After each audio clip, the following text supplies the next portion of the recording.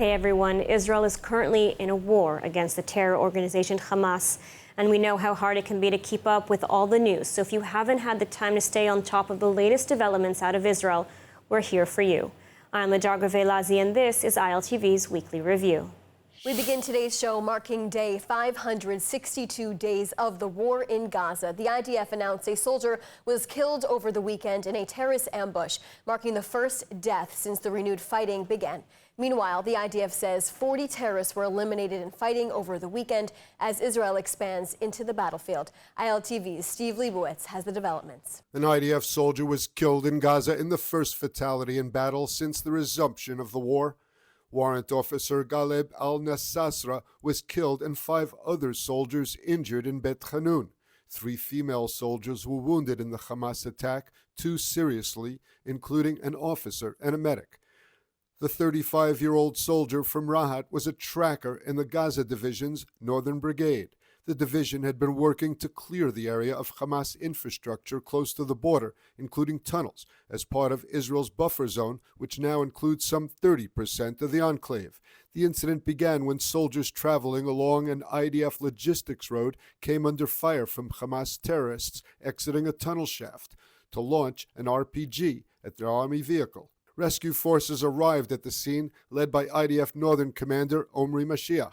The terrorists then set off a roadside explosive device near the rescue forces, killing al-Nassasra and wounding 2 other trackers, 1 seriously. The IDF then carried out a wave of strikes in the area in an attempt to eliminate the attackers.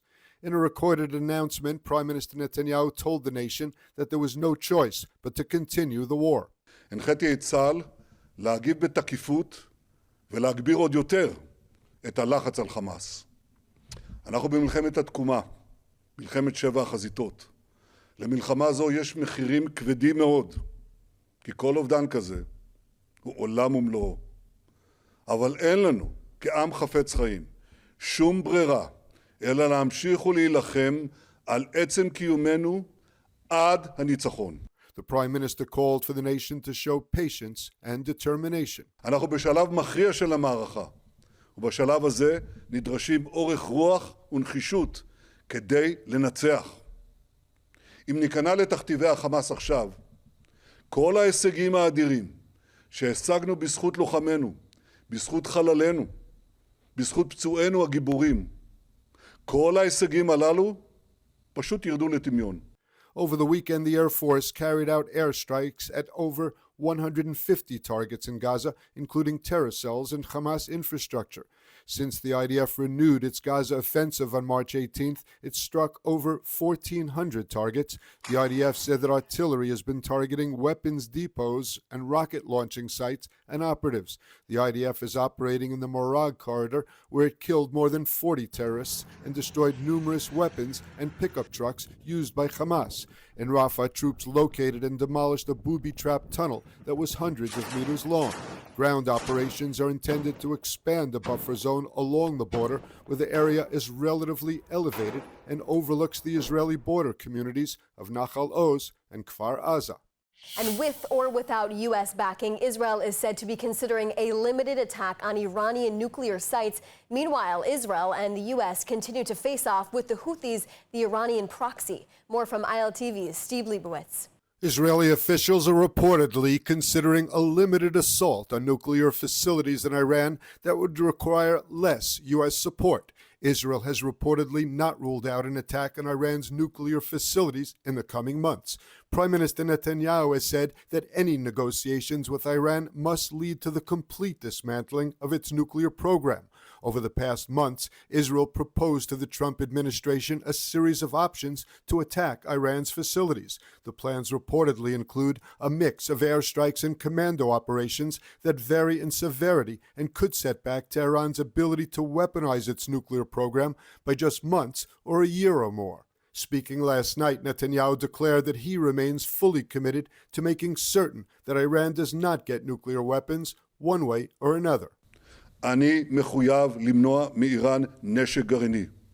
אני לא מוותר על זה, אני לא מרפה מזה, ואני לא נסוג מזה. לא מילימטר. Meanwhile, the Iranian proxy in Yemen continues to be an annoyance. Sirens were activated early on Friday morning in Tel Aviv and Jerusalem and all of central Israel when the Houthis fired a missile. The rocket was intercepted but forced millions to shelter. Prior to the sounding of the sirens, a preliminary message was received saying the army identified the launch. Defense systems are operating to intercept the threat. The public is instructed to follow home front command guidelines. It was an upgrade to the early warning system that was announced a day earlier. There were reported glitches in the system, and only some residents received the early warning alert ahead of the order to shelter. There were no injuries except for cases of people hurt while heading to shelter. The launch came hours after a major U.S. attack on a Houthi-controlled port. The fresh airstrikes in Ras Isa were the most damaging yet since America began targeting the Iran-backed terrorists in response to their attacks on shipping in the Red Sea and Israel. 80 people were reportedly killed. Tensions continue in the north, where the IDF chief of staff visited troops on the Syrian Golan, and the Israeli Air Force targeted a top Hezbollah commander working with Iran to rehabilitate the terrorists in Lebanon. More from ILTV's Devo Klein. Hezbollah continues to violate the ceasefire agreement, prompting fresh airstrikes by the Israeli Air Force. The Air Force targeted Hussein Ali Nassar, the deputy chief of Hezbollah's Unit 440, which is responsible for smuggling weapons into Lebanon. Nasser worked alongside Iran to bring funds into Lebanon to smuggle weapons via the Beirut airport. In a first since the ceasefire with Israel, the Lebanese army has confirmed that it foiled a rocket attack on Israel. The army announced that it arrested those involved and confiscated rockets and launch pads in an incident tied to rockets fired at Israel in March. According to the statement, army forces raided an apartment in the city of Sidon and arrested a number of individuals. There were earlier media reports of arrests in the same case. The army also said it foiled a new rocket attack that was being planned. The rocket fire in March triggered intense Israeli airstrikes on Hezbollah targets in Lebanon. Staying in the north, IDF Chief of Staff Eyal Zamir visited troops stationed in the Syrian Golan and said that the land seized after Assad's fall is vital for Israel. Zamir approved plans for ongoing defensive and offensive operations in the area.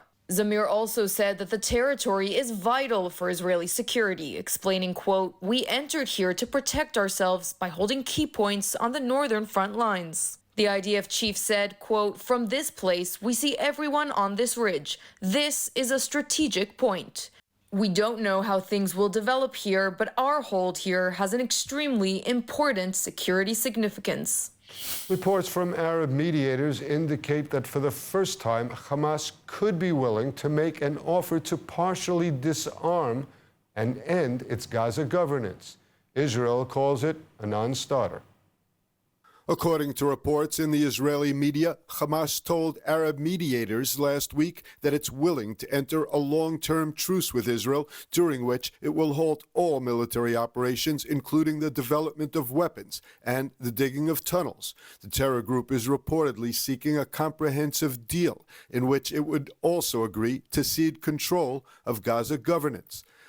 The terror group is reportedly seeking a comprehensive deal in which it would also agree to cede control of Gaza governance to an independent body of Palestinian technocrats, as envisioned by an Egyptian proposal for a post-war Gaza. Hamas officials reportedly indicated willingness to have all of the group's weapons placed in a guarded warehouse, according to the Arab mediator. As for the length of the truce, Hamas is willing to have it for 5, 10, or even 15 years, a Palestinian official said. The idea goes further than Hamas has been willing to go in the past, but still falls well short of the full disarmament that Israel is demanding, and is, accordingly, a non-starter.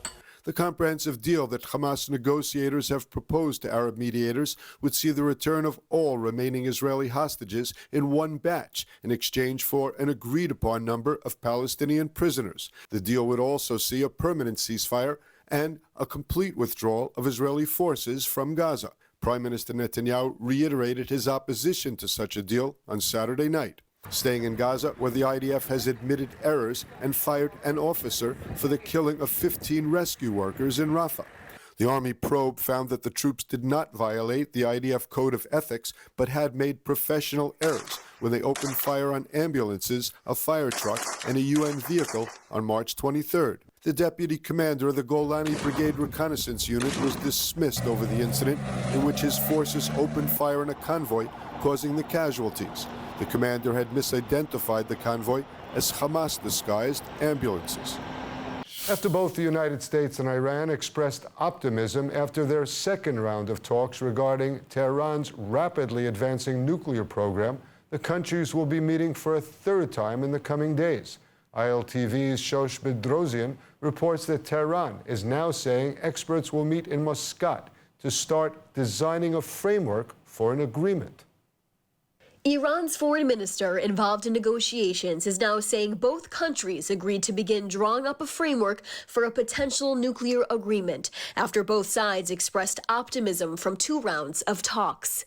With the second meeting in a week on Saturday, with an official from Oman being the communication liaison in between them, 4 hours of talks led to, quote, very good progress, according to an official with the Trump administration. Foreign Minister Abbas Araghchi said on Iranian state TV, talks with U.S. Special Envoy Steve Witkoff made, quote, progress on a number of principles and goals and ultimately reached a better understanding. With reported progress made, it's unclear if the Iranian regime is feeling the pressure from President Donald Trump after he said if a deal is not made, they risk a possible American or Israeli military strike on their existing nuclear sites. Since the start of his current term, President Trump has made it clear Iran cannot have nuclear weapons, which will be achieved either through diplomacy or military action. In 2018, Trump deserted the 2015 nuclear pact, which was between Tehran and the United States and was created under the Obama administration. Steve, Iran's foreign minister said expert-level meetings will take place on Wednesday in Oman. And on Saturday, negotiators will meet again and review their work to see and assess how those principles might fit in possible framework. Steve? An Israeli team is reportedly in Cairo to discuss a new proposal that seeks a breakthrough in the negotiations with Hamas.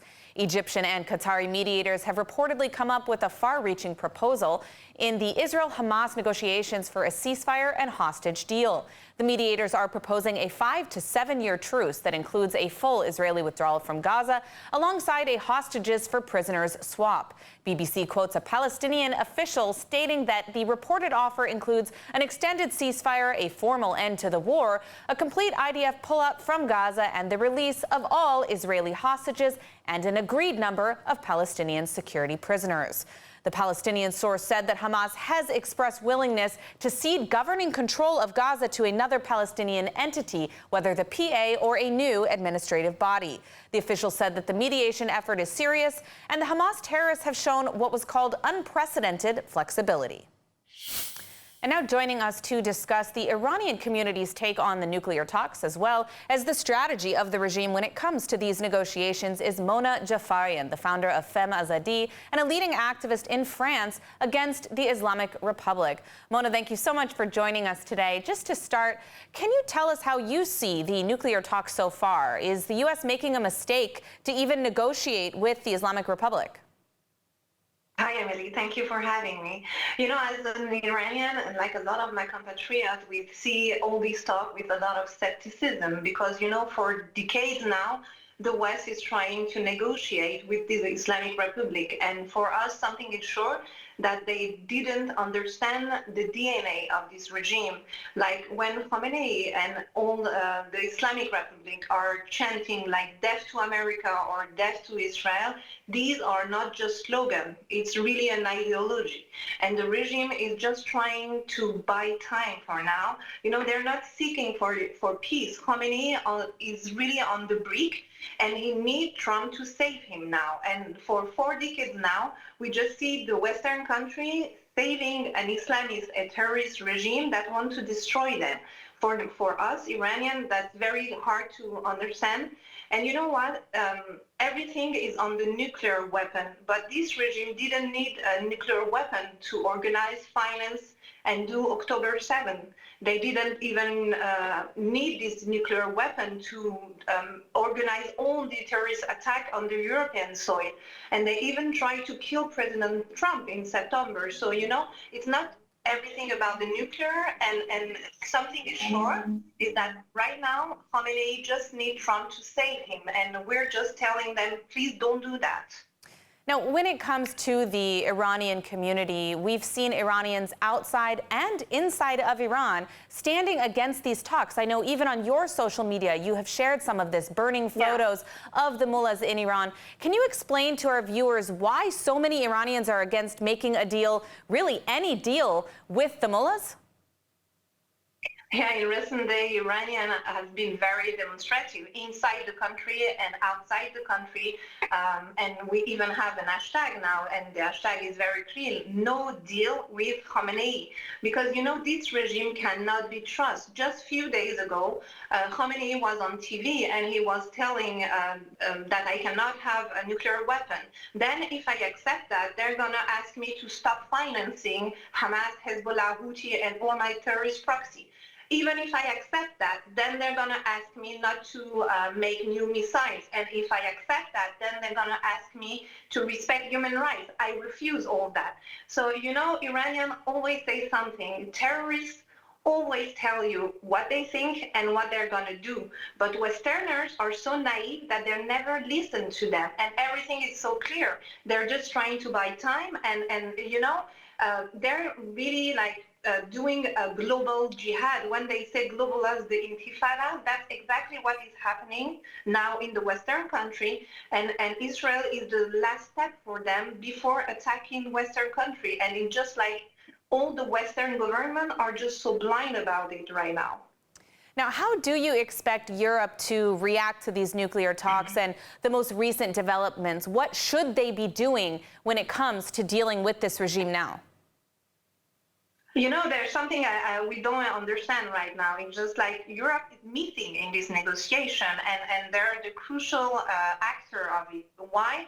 Because first of all, we're fighting since more than 2 years to ask European countries to put the IRGC on their terrorist list.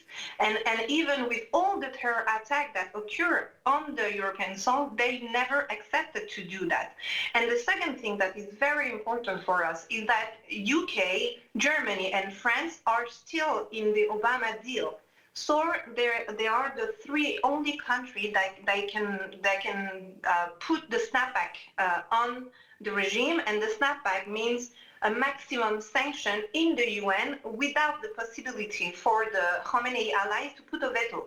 That means that you can literally put all the sanction, and this sanction is gonna put this regime down. So they have this power now in their hand, but they're not using it. And last week, Marco Rubio asked at the television during an interview, they asked France, Germany, and UK to do it. But for now, they're still like deaf and blind about all the demand that we're doing. Well, let's hope that they can get it together and crack down on the IRGC and the terrorist activities of this regime. Unfortunately, we are out of time, but I want to thank you for shedding some light on the Iranian perspective on these nuclear talks. Thank you so much, Mona Jafarian. Thank you, Emily. A global day of rage against Israel is planned for today, with pro-Hamas groups calling for mass protests worldwide. In response, Israel's National Security Council has issued a warning to Jews and Israelis abroad, advising them not to display Jewish symbols or participate in demonstrations, citing concerns of violence and escalation. This comes amid surging anti-Semitism on U.S. campuses, where the federal government is currently cracking down on civil rights violations against Jewish students at universities like Columbia, UC Berkeley, Penn, and Harvard, which had $2.2 billion in funding frozen, and is now suing the U.S. government instead of reforming its discriminatory policies. However, the message from Washington has been clear: tolerance for Jew hatred will no longer be ignored. Former hostage Eli Sharabi has been selected as another one of the torchlighters at the official State Independence Day ceremony at Mount Herzl. Also announced to light a torch at the 77th Independence Day ceremony is NBA player Deni Avdija. Sharabi is the second former hostage set to light a torch at the ceremony. He joins Emily Damari, who was announced as a torchbearer yesterday. Sharabi, who returned from captivity in an emaciated state, losing 33 kilos or 66 pounds in captivity, will serve as a stark symbol of resilience and strength. NBA superstar Deni Avdia will also light a torch at the state ceremony. Avdia's achievements playing for the Portland Trail Blazers have solidified him as one of the greatest Israeli NBA players in history. The IDF campaign in Gaza appears to be pushing Hamas towards Israeli hostage deal demands. Officials say the pressure of the renewed IDF campaign is forcing Hamas concessions at the negotiating table. More on this from ILTV's Steve Leibovitz. According to an Israeli official, the military campaign in Gaza is showing signs of pushing Hamas toward accepting Israeli demands at the negotiating table. The official said the combined pressure of the war is showing its effect, while Israel presses forward in Gaza, insisting that it will not agree to end the war without Hamas fully disarmed, with its leaders sent into exile. The Security Cabinet met last night to hear updates on mediated hostage talks being conducted in Cairo amid new proposals from mediators designed to end the war. The Cabinet also discussed the possible expansion of its military campaign in Gaza to increase further the pressure on Hamas into accepting Israeli demands for a new hostage release deal. Meanwhile, the IDF continues to degrade Hamas in Gaza. The army struck dozens of construction vehicles, including some used by Hamas in the October 7th assault. Overnight, the IDF aircraft targeted some 40 heavy vehicles. The army says the vehicles were used by Hamas for terror activities. The earth movers were used during the Hamas attack to breach the border fence. During the war, the army says the vehicles were used to plant bombs, dig tunnels, and clear rubble to locate weaponry buried underneath. The IDF said the strikes were carried out to disrupt Hamas heavy equipment capabilities. And a missile fired by the Houthi rebels in Yemen targeted northern Israel early this morning. Red alert sounded, forcing hundreds of thousands of residents to seek shelter. The IDF said that the missile was apparently intercepted and failed to reach Israeli airspace. Emergency services had no reports of injuries except for several people lightly injured while running for shelter. Last week, a Houthi missile launched at Israel triggered sirens in Tel Aviv, Jerusalem, and across the center of the country. The Houthi strikes comes amid widespread U.S. strikes on the Iran-backed terror group. Earlier this week, the U.S. struck some 50 Houthi targets in several locations in Yemen. And turning now to the north, where the IDF continues to strike hostile elements operating in violation of the ceasefire agreement in Lebanon. This time, the army targeted the leader of a splinter terrorist group planning rocket attacks. The army launched a drone that targeted and killed the leader of the Al-Jama al-Islamiyya group, Hussein Atwi. The strike took place in the town of Al-Khaniya in South Lebanon. In surveillance footage, the target of the strike is seen running out of the car before being struck again. Atwi was killed as he traveled from his home to his office in Beirut. He was the commander of the armed branch of the terror faction called the Fajr Forces, which were involved in numerous rocket launches during the war. Unlike Hezbollah, they have continued efforts to fire rockets at Israel during the ceasefire. The army said Atwi was actively involved in planning and advancing terror activity from Lebanon into Israeli territory. And tonight is the eve of Holocaust Remembrance Day, where we remember the 6 million Jews that perished in the Holocaust. And ahead of this day, delegations are arriving at Auschwitz concentration camp for the March of the Living, including the World Jewish Congress. The day was filled with emotions for participants and leaders. It's a very emotional moment coming back here. I've been to March of the Living before, but we're here with our board from World Jewish Congress in Israel, and coming here, of course, post-October 7, and with kind of reliving traumas. It's a very emotional time to be here, and I'm grateful that we're able to participate. Coming together like that, it felt like the right thing to do and emotionally healing in a way. For more of the latest updates from Israel, make sure to subscribe to our newsletter at ILTV.tv or download the ILTV Plus app. That's it for ILTV's weekly review. Stay safe and see you next week.